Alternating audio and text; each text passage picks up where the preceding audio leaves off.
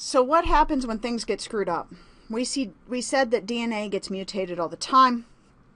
If the DNA is mutated, then the mRNA gets mutated in transcription, and then the protein gets mutated in translation. Turns out that most mutations, as we said, are what we call silent mutations. It will have no effect on the gene whatsoever. However, we can look at mutations that are going to affect large regions and affect many genes, or there could be just a single nucleotide that's impacted. So these silent mutations would be absolutely no effect at all. We have what we call missense mutations, meaning that you're going to code a different amino acid. And we have things known as base substitutions that may change the amino acid that's coded as well. Or you can completely change the amino acid to one of those stop codons. So perhaps you've got codons, you're going along, everything is fine, but you hit a mutation right in the middle and it puts in a stop codon.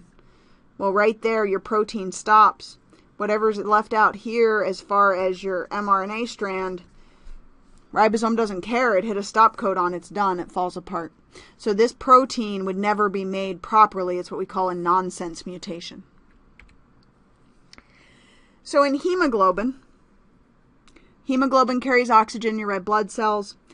If you have a single one, just one, base pair mutation in your hemoglobin, a single base pair mutation, you actually can develop sickle cell anemia.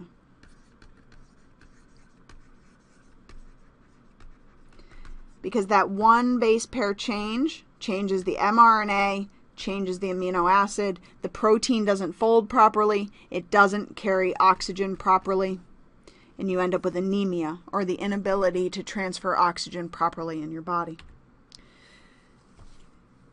That's a single, what we call point mutation. We can also have what we call reading frame mutations.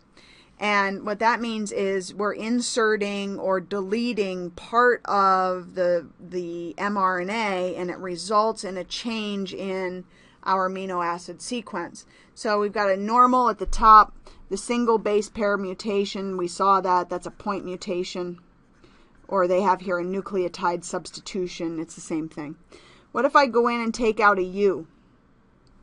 If I remove a U, a nucleotide deletion, I still have to read in threes. So everything after is wrong. You see that? As soon as this mutation happens, everything after is wrong. And insertion is the same way. If I stick an extra nucleotide in here, everything after that happens is wrong. So these are all going to form the wrong protein.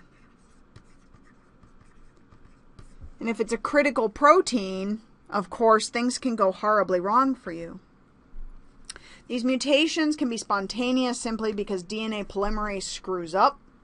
We can also look at mutagens like we talked about with our DNA damage, where you see radiation, UV, smoking, all those sorts of things that would contribute to a lot of these changes in our DNA structure that then change the RNA, that then change the nucleotide, or change the polypeptide or the protein in the end.